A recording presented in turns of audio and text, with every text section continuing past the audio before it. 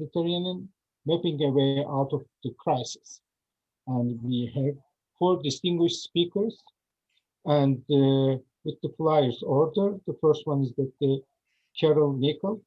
She's the CEO of the Cyprus Energy, fellow at the Energy Institute, and associate lecturer in the energy economics at the University of Surrey. The second speaker is that David Haney.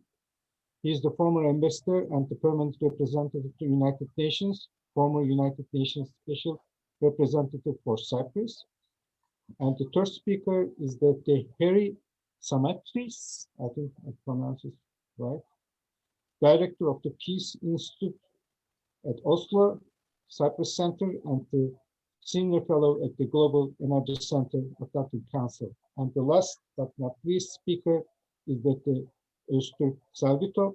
He is the general director of foreign relations at the Ministry of Energy and Natural Resources of Turkey. And since the foundation of the carbon reserves in Eastern Mediterranean is a hot topic, and the distribution and exploration of these natural resources, it is a source of tension, but it is also provides lots of opportunities for cooperation and enhancement. And Dr. Carol Nickel, what kind of problems or the opportunities that you see in the region that we can explore, and the Eastern Mediterranean is going to be the place that the carbon resources will be the source of the growth and the prosperity? Thank you very much. You touched on a very important angle when it comes to the discussion of the region's potential. So if I leave politics aside and the complicated geopolitical scene of the region, I would say that there is a great potential for the region to become a gas hub, and it's not just in terms of exports. So if we're thinking also about domestically, countries such as Cyprus and Lebanon, they can benefit tremendously from the gas resources in the region because they rely heavily on imports and they burn heavy oil to run their power stations. And that is very detrimental to the environment. And also, especially during period of high prices, oil prices, it also causes a huge import bills. So you have that aspect. You have also the regional cooperation between countries, and it starts maybe with gas exchange, but it can go on to other economic security, collaboration, among others. And then to the broader role that is exporting those gas resources to neighboring countries and regions. And the most obvious customer would be Europe, because it's a major consuming region for natural gas. So that is really the ideal scene. I remember when I started working on natural gas in the region, that was perhaps more than 10 years ago, when the major discoveries were made offshore Israel, Leviathan and Tamar. And it was just at the time when the US Geological Survey published perhaps one of the first assessments of the Levant Basin, in particular potential resources. There was a lot of excitement. Everybody was expecting the region to become a major gas exporter.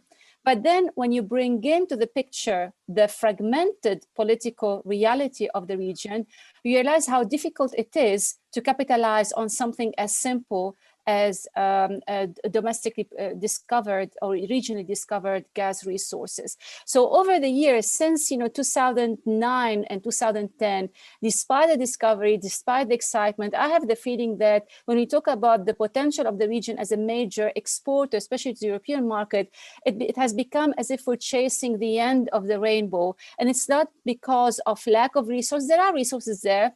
They are significant, not major compared to other discoveries elsewhere. So if you compare them, for example, to Qatar or other big producers, they are not on the same scale level. However, they have the potential to transform the region. But so far to date, I see the politically fragmented scene in the region acting as a major factor against the development of these resources. And why I'm saying that, so apart from the political instability and the high risk of investment related to that political instability. I mean, if you think of Lebanon and Israel, they are still officially at war. Yes, they may have initiated some talks about the maritime boundaries, but they are still officially at war.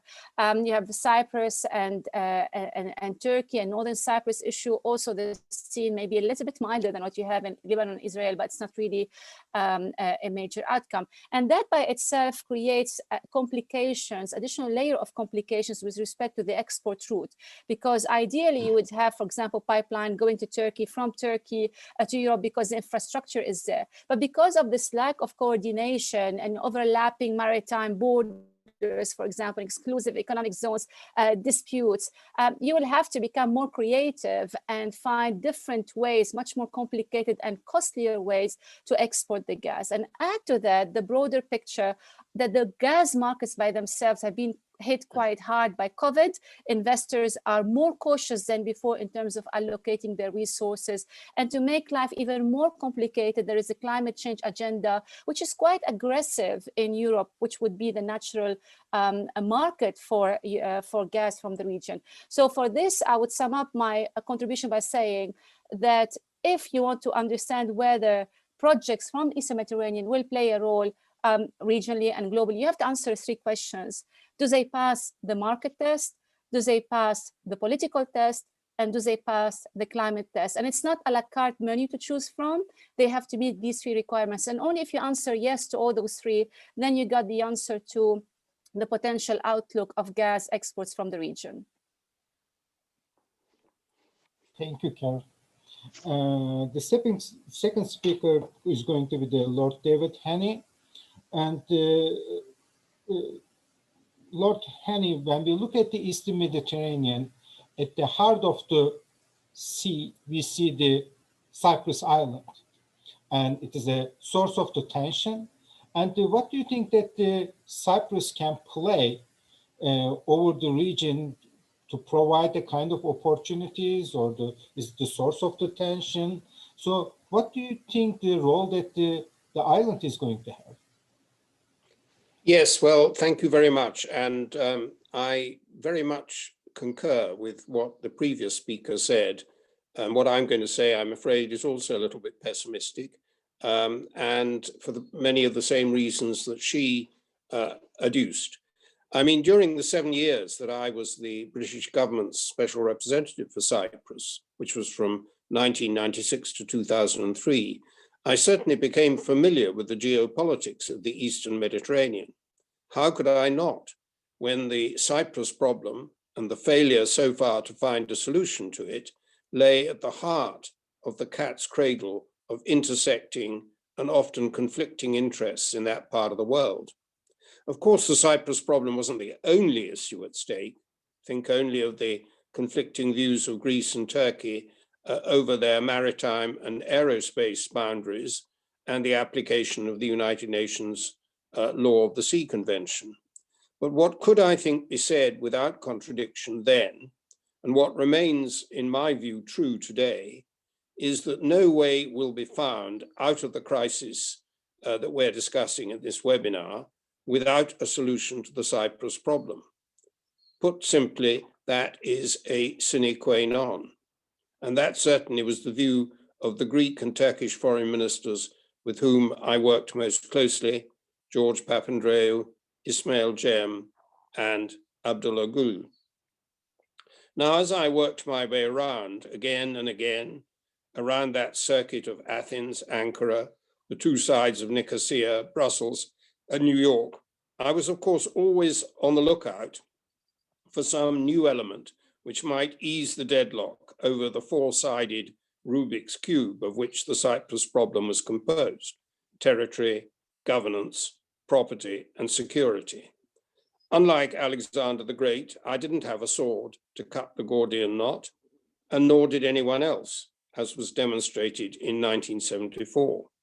Sometimes a new element did come along, but as often as not, it was one which made the Cyprus problem more difficult to solve, not easier. That was certainly the case with the Greek Cypriot purchase of Russian S-300 missiles, and also with the distraction represented by the US and UK invasion of Iraq in early 2003.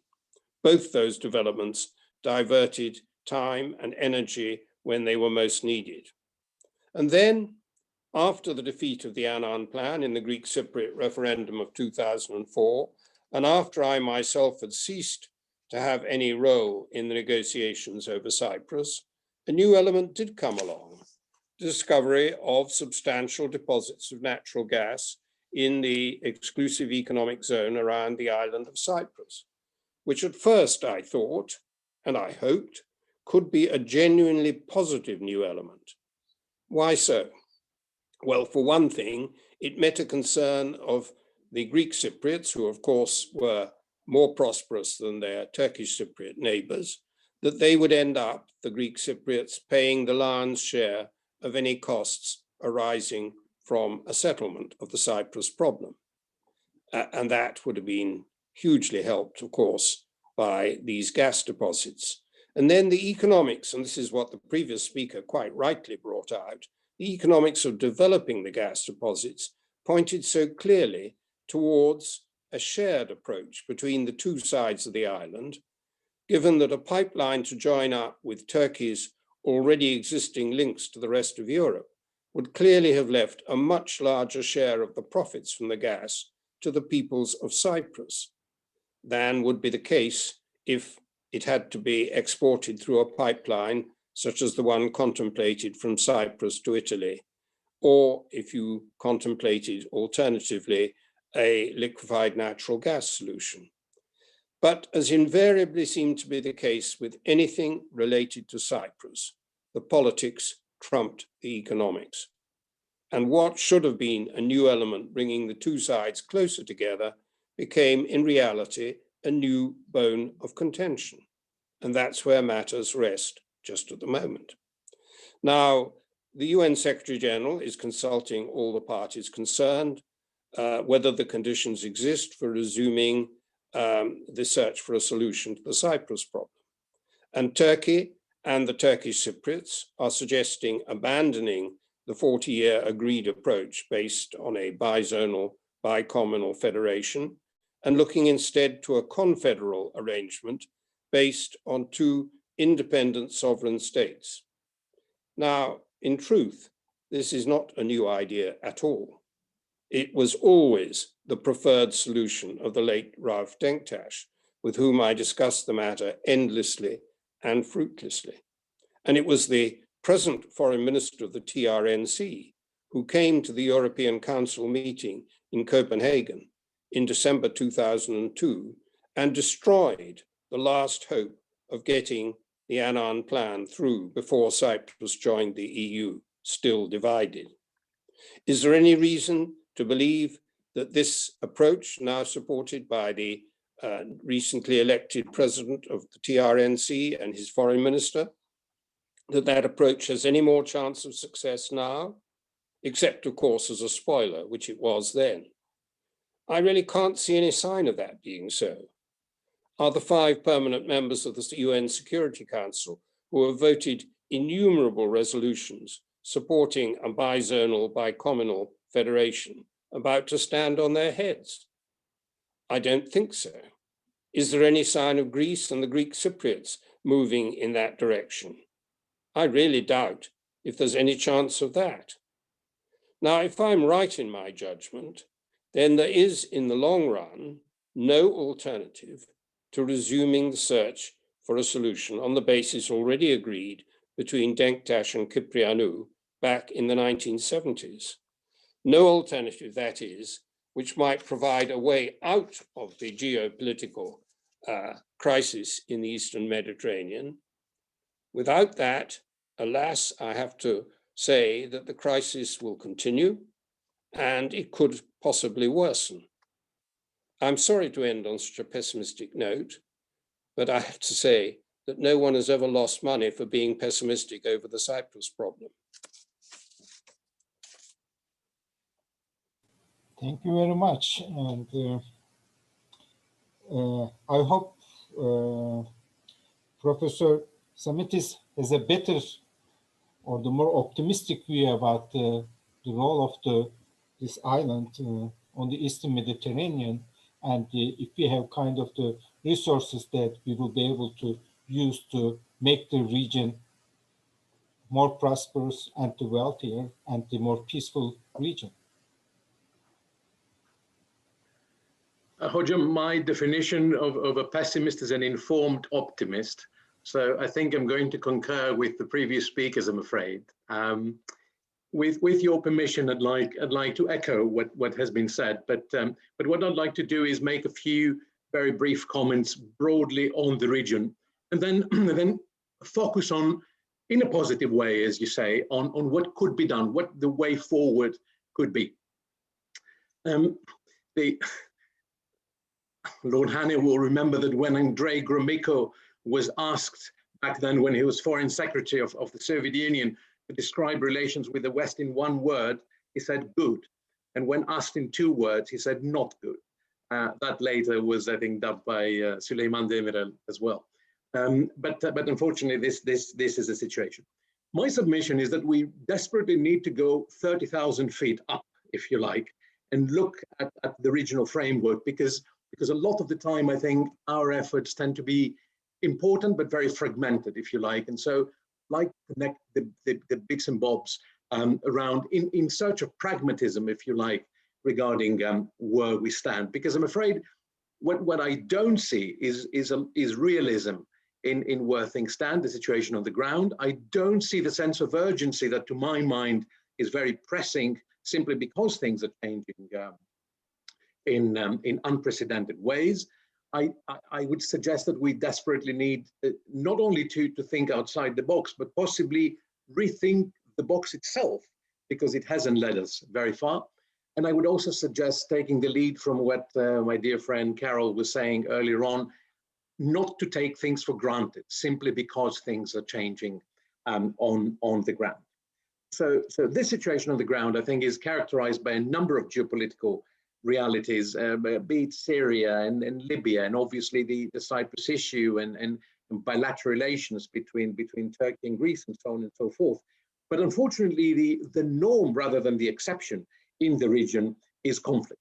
And then on top of this, we now had the pandemic, which I think challenged very, very much the economies, if not the statecraft itself, of a number of states. You have a number of rifts between member states of the European Union, the fatigue on some problems, including the Cyprus issue that Lord Hanna was talking about, and so on and so forth, which leads into 2 things. It leads into a lot of frustration locally by pretty much everyone in a very sentimental, sensationalist, if you like, Mediterranean way, where Turkey feels isolated, perhaps sidelined or excluded, where Greece feels bullied, where the Greek Cypriots feel betrayed by everyone, when the Turkish Cypriots feel also betrayed pretty much by everyone. And so, in a sense, the situation on the ground is this, despite what the real parameters should be. But a very basic submission that I tend to talk about these days is that disputes in the East Med, of course, are not new, but they're also not in essence about energy, about Cyprus, about Greece, but through them for something very different. So what are they about? To my mind, there are 2 pillars of looking at it. One is that effectively we have a set of very old disputes existing, Cyprus issue, bilateral disputes between Greece and Turkey, and so on.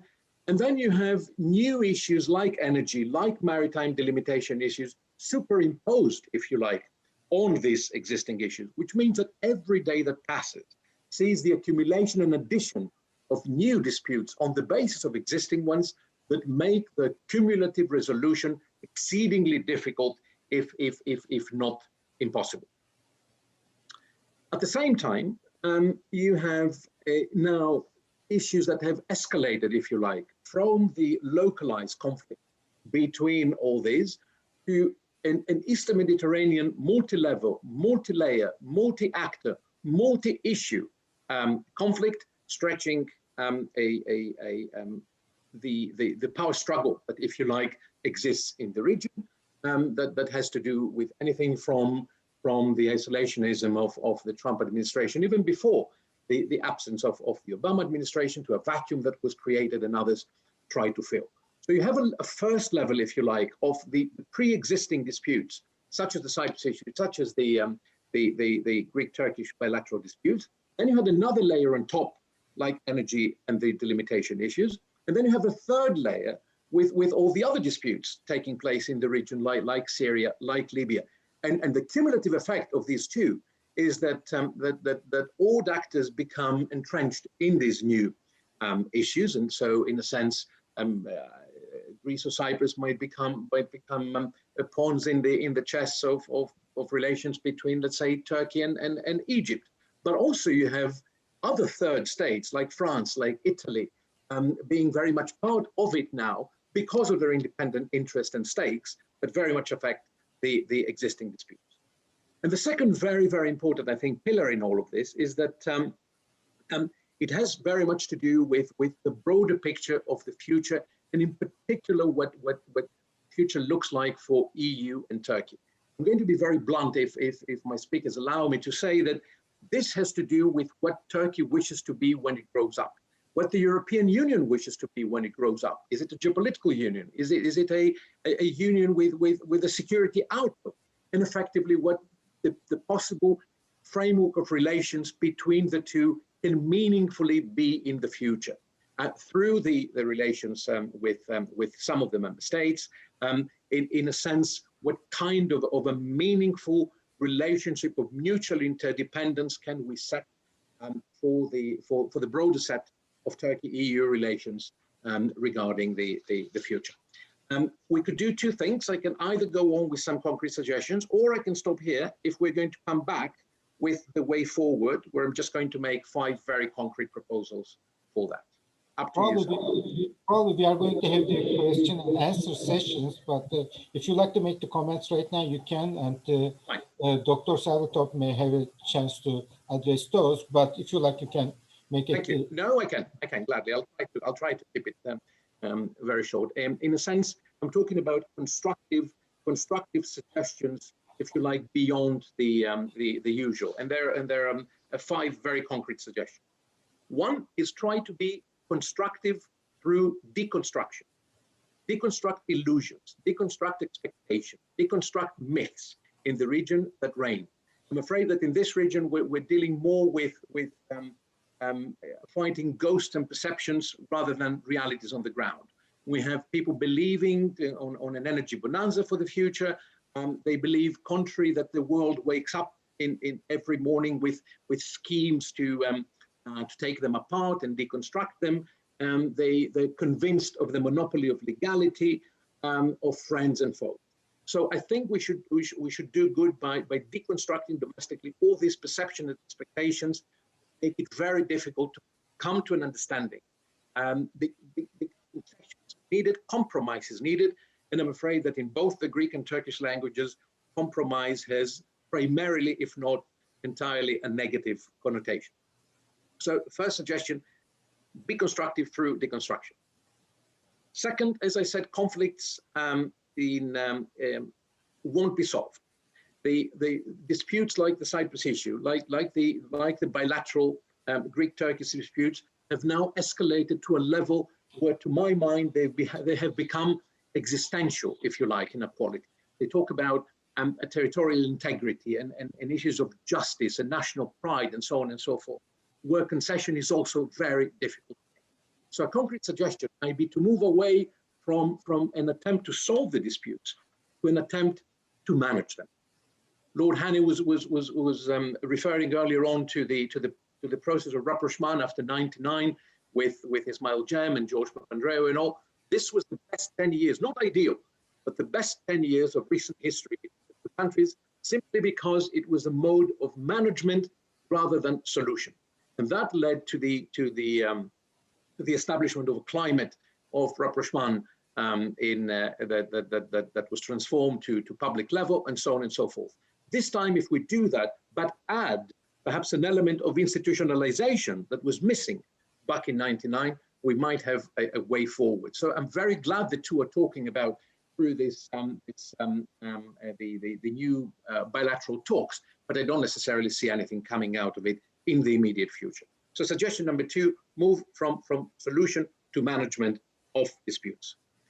A third would be building what I would call a pragmatic, sustainable vision for a broader energy mixture in the Eastern Mediterranean.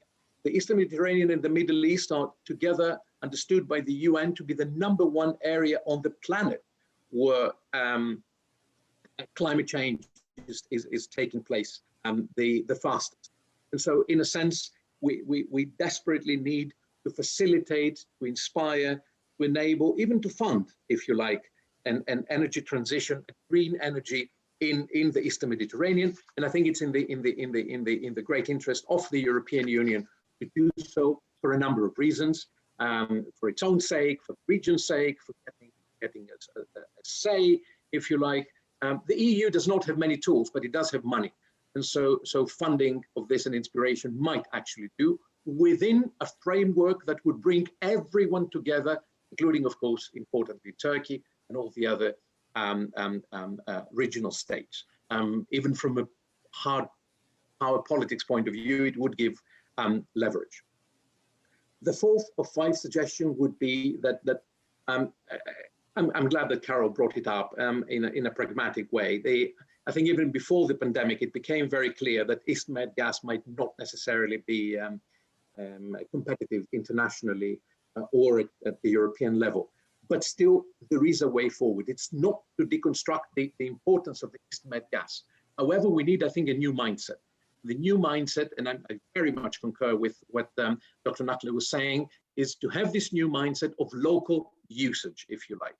Because obviously the regional countries have great energy needs, and I think they could be served by this gas if we start going back from this fantasy of an illusion of grandeur, of a global hub, and so on and so forth, that has led us where we are and has made things difficult. And in order to do that, perhaps the first step would be to revisit the East Med Gas Forum by making it more inclusive and perhaps changing it to an East Med Energy Forum, whereby everyone would take place and everyone's needs could be served. And that, I think, would be very concrete. And then lastly, I think the last suggestion would be to reset, if you like, Turkey-EU relationship, as I said, in a meaningful way where all of this can make sense.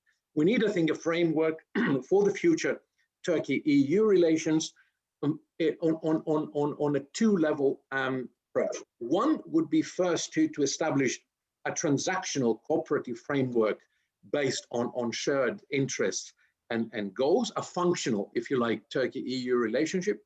And secondly, taking this to the next level where we're talking about a rules-based, sustainable future framework that brings together under one umbrella all the aspects, from migration to energy to the customs union to all of this. It doesn't make sense to talk about energy relationship without a customs union. It's as simple as that. And in a fragmented way, states might have their own interest and all. But all in all, the EU might have a vision in supporting, facilitating, even funding this to take it further. I end up on a positive note, just to say that when there's a will, there's a way. At the moment, Lebanon is talking to Israel for what it means, which might also mean that others could talk to others. This is not what we had before. I'm also saying that if gas is not enough to become a hub, then it might not be enough to lead us to the brink of war either. So we could deconstruct it as a flashpoint. And so I'll end up with a positive note. Thank you. Thank you, Professor Samitis and Dr. Öztürk Servitov. The floor is yours right now. Well, thank you, Professor Berman, and thank you for inviting us to this event as regards to the Circle Foundation. It's a pleasure for me to be such a valuable participants. I'd like to share my comments as regards the roles and responsibilities of our ministry as the Ministry of Energy and Natural Resources. in that regard, I would like to start by assessing the energy sector of Turkey, and then just focusing on our exploration activities in the Black Sea and the East Mediterranean. But let's start with just a general overview of the Turkey's energy outlook. We can start with the two main pillars of the energy sector, which is the high energy demand and high import dependency. And just when we say high import dependency, just I can give two figures that we're about 92% of our oil and around 99% of our gas is being imported. And this corresponds to around 70% of import dependency as regards to total primary energy supply. In order to meet this rising demand and increase the security of supply, just the liberalization and the restructuring of the sector was initiated in 2001. And between the years 2002 and 2016, the many market reforms and legislation were realized and successfully implemented. And in that regard, the Turkey's total installed capacity increased threefold, reaching about 97 gigawatts. And just more than $60 billion of investment has been realized, mostly by private sector, because before the initiation of this liberalization, mostly the state-owned companies just invested in the sector. But with this, after the restructuring the sector, it's said that no state-owned companies will just invest in, especially on the generation side, unless there's a danger of security of supply. When we came to 2017, just we started the new process that we can call as the transformation 2.0, of which started with the announcement of the national energy and mining policy, which is based on three pillars: the localization, security of supply, and the predictable energy market. In order to realize this policy, just we planned steps such as the continuing market reforms, integrating more domestic and renewable resources to the system, increasing energy efficiency, investing in more to the electricity and gas infrastructures, including the nuclear energy to the energy mix as regards to diversification, and development of an offshore exploration program for oil and gas exploration activities. And with the help of this, after implementing the several models for renewables, the share of renewables reached 52% of the total installed capacity. And as regards the localization pillar of our policy, domestic manufacturing of electromechanical equipment of renewable power plants has also been realized. On the other hand, major infrastructure investments have also been realized as regards the resource diversification in the natural gas sector.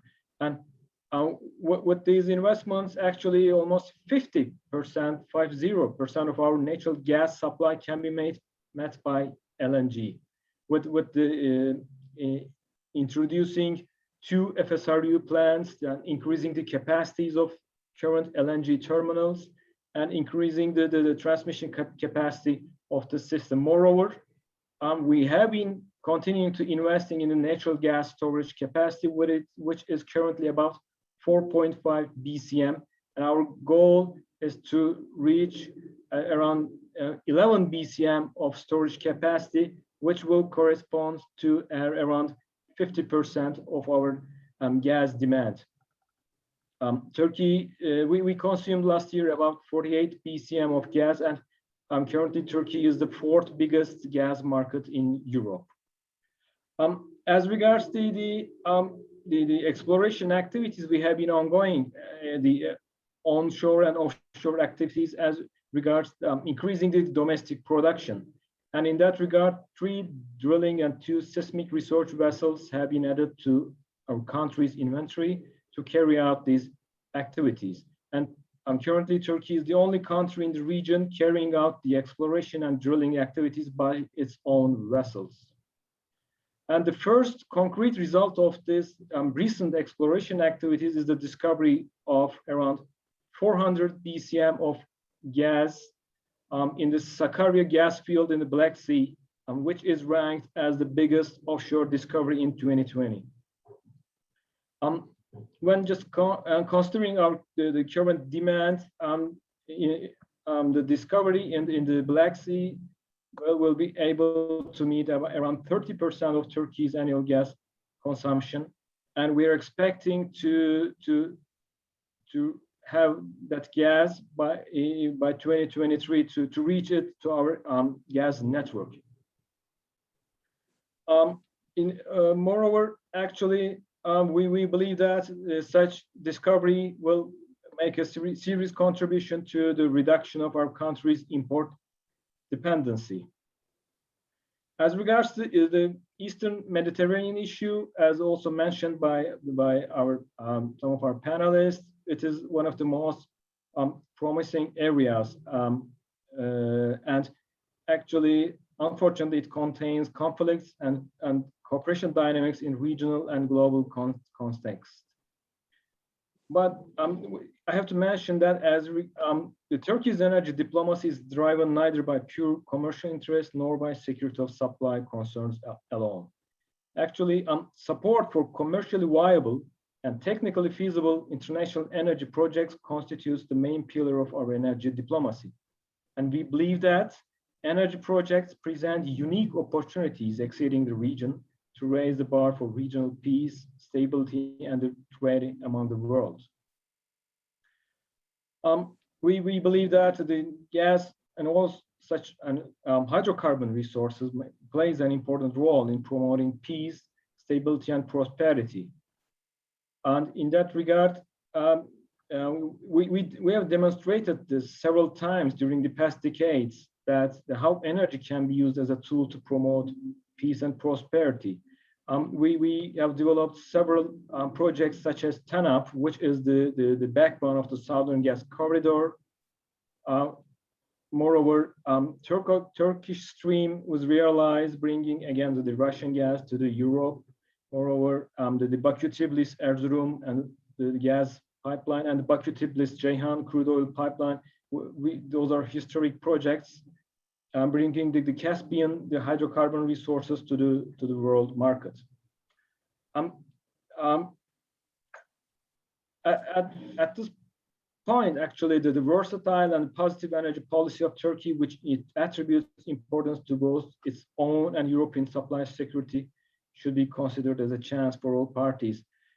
We believe that we have mature gas markets and the infrastructure to absorb additional supplies in the region, and together with the increased LNG and underground gas storage capacity, we believe that we are capable to meet the support the increasing demand of the Europe and similarly or simultaneously the decreasing domestic production of Europe.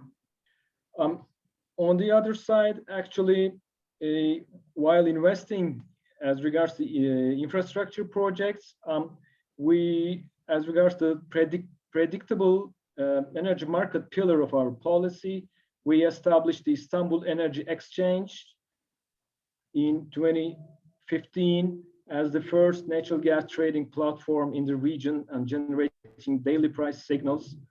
And Istanbul Energy Exchange ensured the efficient, transparent, and sustainable operation and development of the energy markets.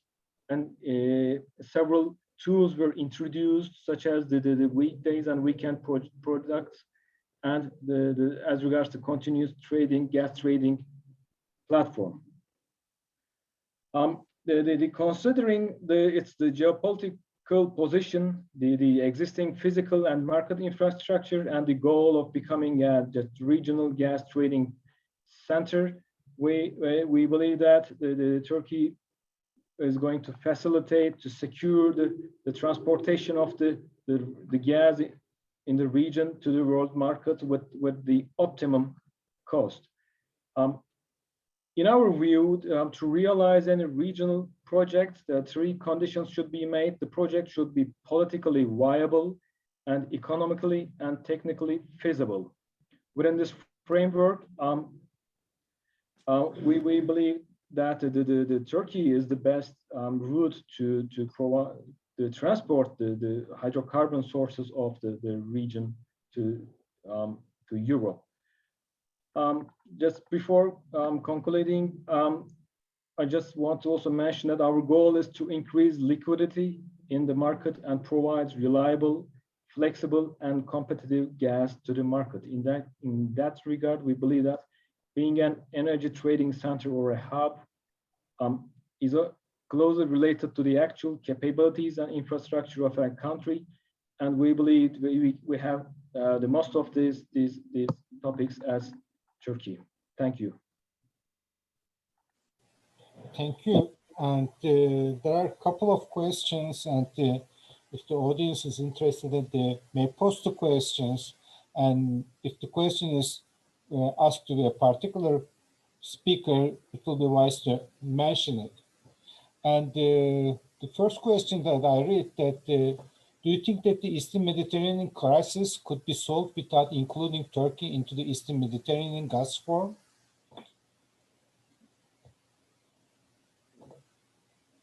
Without Turkish incorporation, as Turkey is?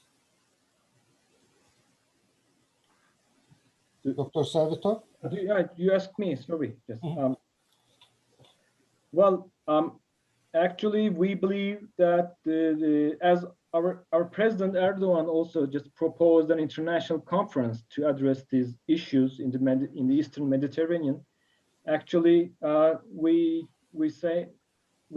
believe that it cannot. This problem cannot be solved actually to just sitting on the same table and discussing the issues and just finding just solution, because you have, as I said, you have to just take into consideration the political issues, moreover the technical issues. So we believe with the participation of Turkey and the regional countries, including the Turkish Republic of Northern Cyprus, we believe there will be an optimum solution to the transportation of the region's resources. Thank you. There is a question for the Dr. Semitis. You mentioned managing conflicts. How can your Cyprus issue be managed when the both parties are so polarized? And thank you. Well, two things. One is just consider why we have reached this level, and I would suggest that it's exactly because we haven't been pragmatic before with what was before us. The situation back with the Annan Plan, later the Khan Montana in 2017, and so on and so forth. But let's be also forward-looking now. There is a way, I think. The way is not going to be a solution tomorrow.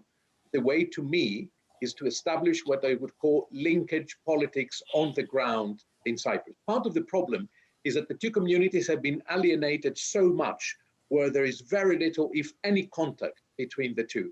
And so they fall victim to the mutually exclusive, if you like, domestic nationalist rhetorics.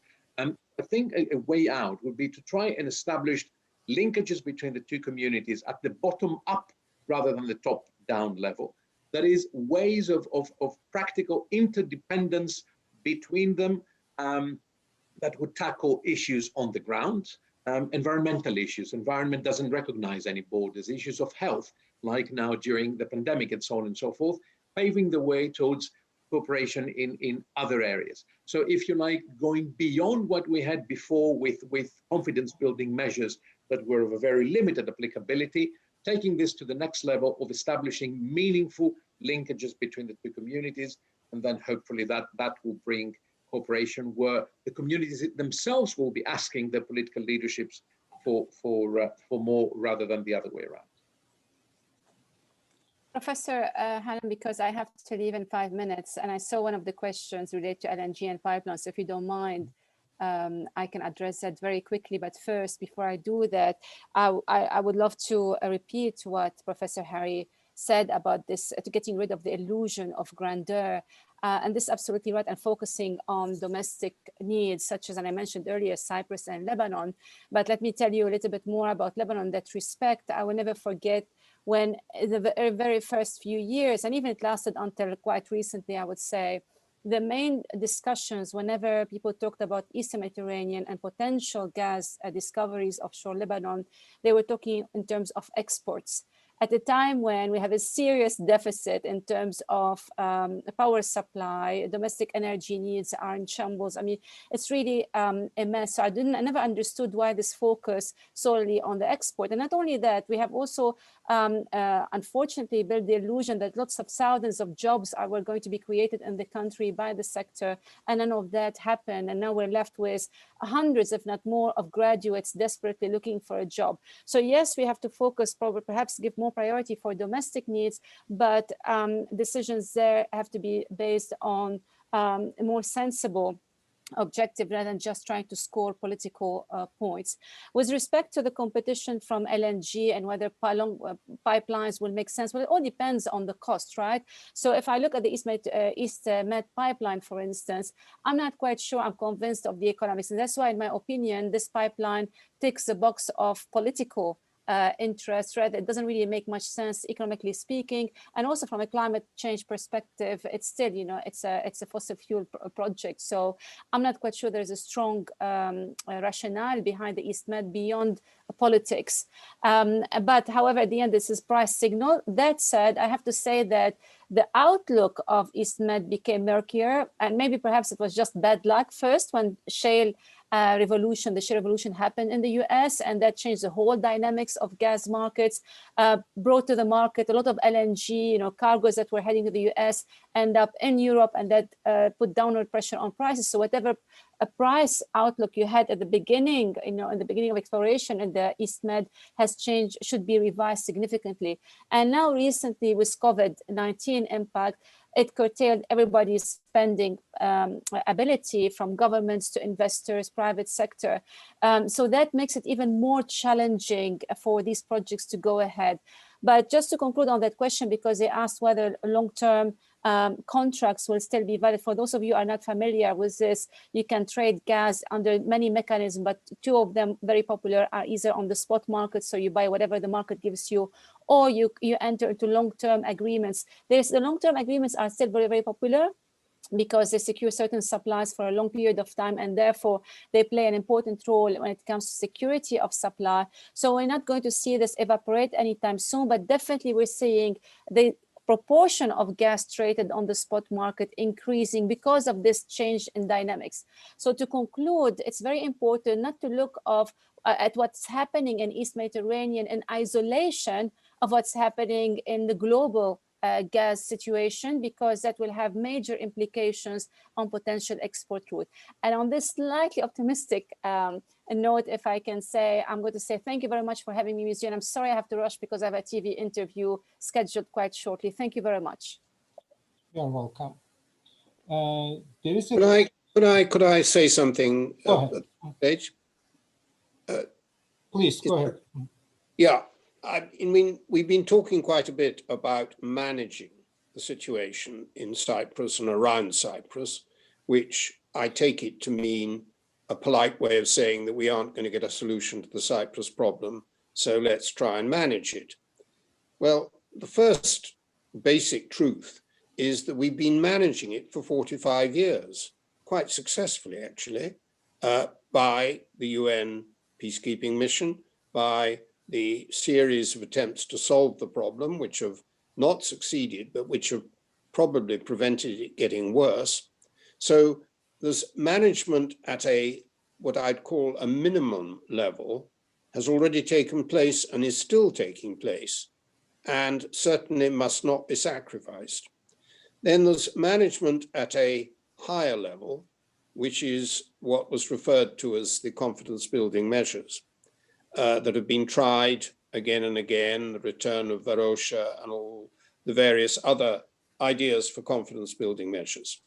The problem about that in Cyprus has been that both parties are terrified that the confidence building measures will concede some crucial aspect of the final settlement of the Cyprus problem, which they only want to concede in return for an overall solution that satisfies them.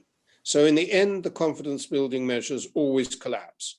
They've done it again and again, not because there wasn't perfectly good rationale in the confidence building measures, but because neither party saw them as providing a clear benefit to them, a net benefit to them. And the fact that there was compromise was needed could have been at the expense of one of the key components of a final settlement: territory, governance, or security, or property. So I frankly would not advise the idea of trying yet again a bigger, which is I think what was being suggested, a bigger version of confidence building measures, because the record from that is just as bad as the record of getting a solution to the Cyprus problem. And yet the benefits from them, from the confidence building measures, are much smaller than the benefits would be from solving the Cyprus problem. Thank you. There is this question, I guess this is it for the Lord David Haney or the Professor Timothy. It has been on the news that the Turkey could sign a maritime deal with Egypt. If that happens, how would the balance of power change in the region, and how would it affect the energy cooperation in the region? Sorry, I didn't catch could you just repeat the first part of your It question? has been recently on the news that the Turkey could sign a maritime deal with Egypt. If that happens, how would the balance of the power change in the region, and how would it affect the energy cooperation in the region?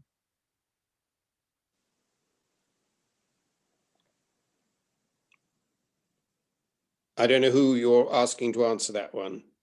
Either you or the Professor Timothy. Yeah, Professor, why don't you go? Thank you. I was going to say that Dr. Selvitop takes this on, because it's obviously something on Turkey. And forgive me, but I in general I don't do speculation. So okay. I really would step back from this. I feel the less expert to do that. Okay.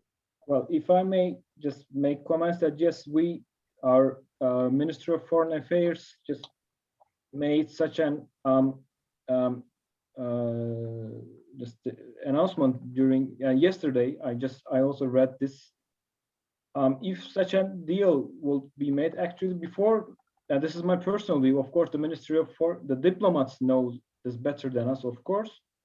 In order to make such a deal with the Turkey and Greece, if I'm not mistaken, just the agreements, between the Egypt and Greece should be just amended or revised, if I'm not mistaken, actually, because the areas will be coinciding. Yeah, that must be right. You must be right. There are overlapping and conflicting factors that come into that, which is why it's, I would have thought, extraordinarily unlikely to happen. Let me take the lead and let me ask the question right now. I mean, apparently there is the second LNG facility that will be used to liquefy the gas in Egypt, and Israel like to export some of it is Leviathan natural gas to Egypt as well. So I mean, apparently that the natural gas is taking the lead. I mean, do you think that it is going to decrease the chance of the cooperation, because energy is such a carrot that everybody should go for it to materialize or to get the benefit of it? But are we missing the opportunities? Because as the more natural gas will be used for the LNG and to be exported, the chance of the cooperation probably might be decreasing. What do you think? Are we missing something over there as the time passes?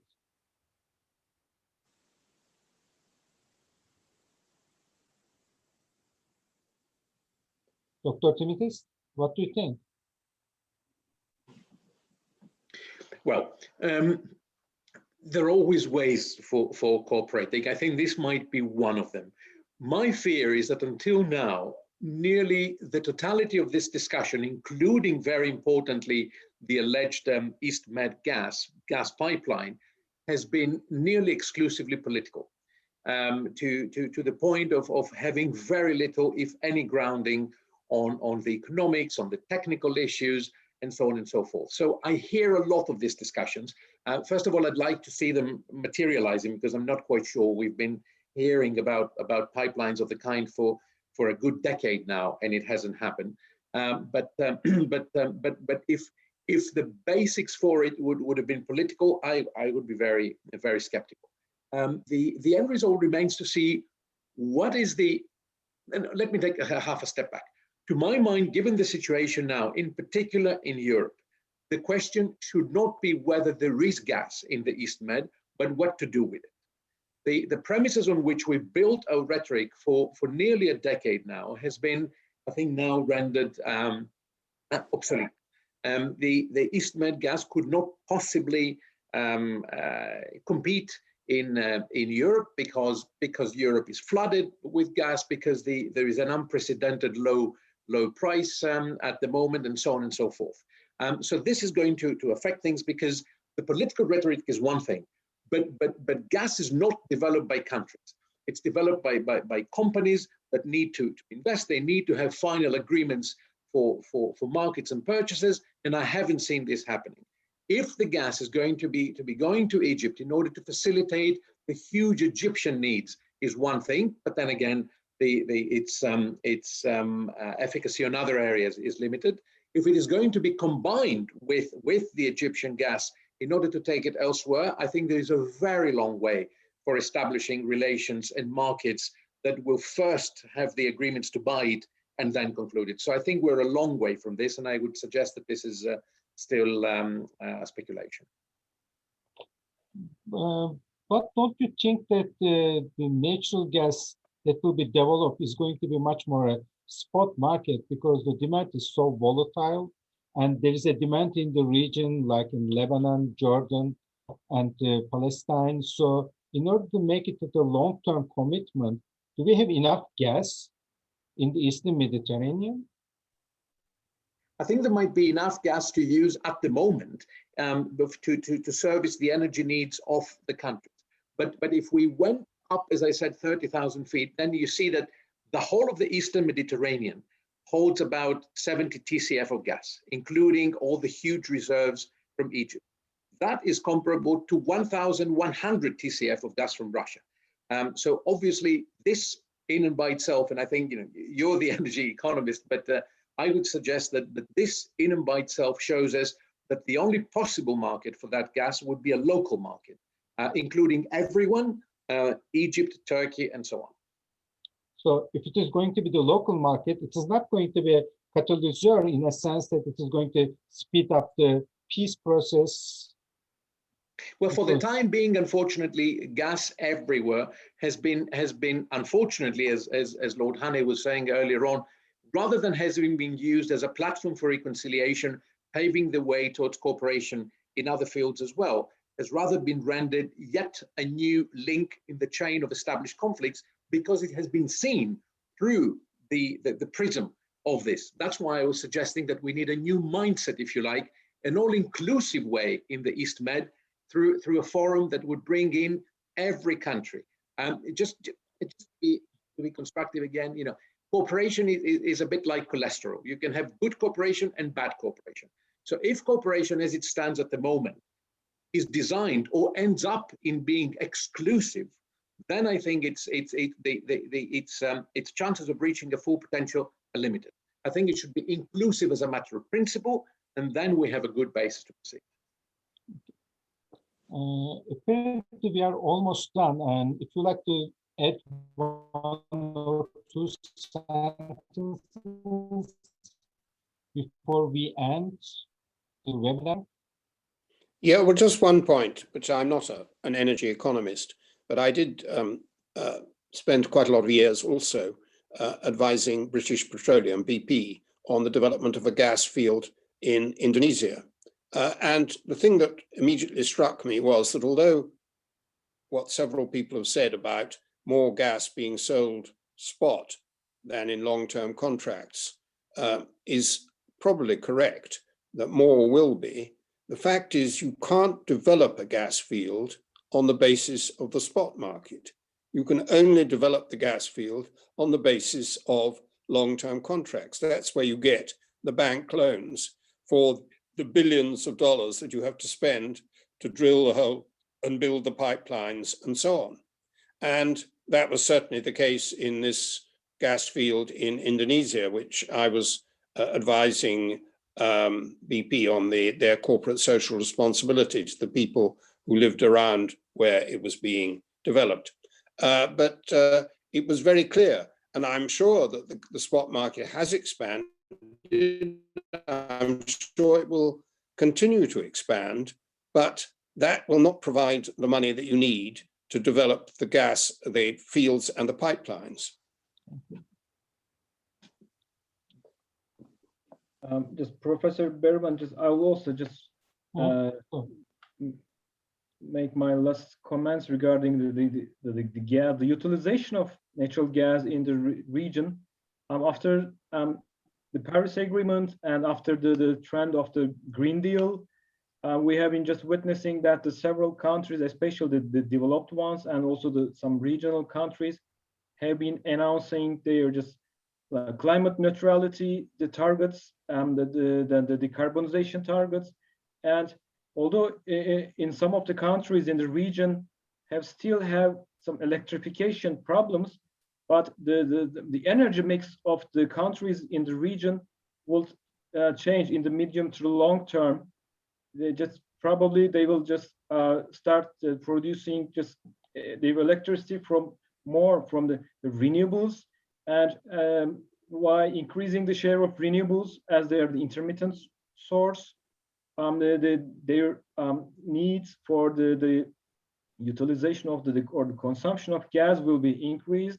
So the consumption of the gas which is being produced in the region will be just consumed maybe in the medium to long term. Thank you. If you have something to add, Professor Tsimikas, otherwise I'm going to end.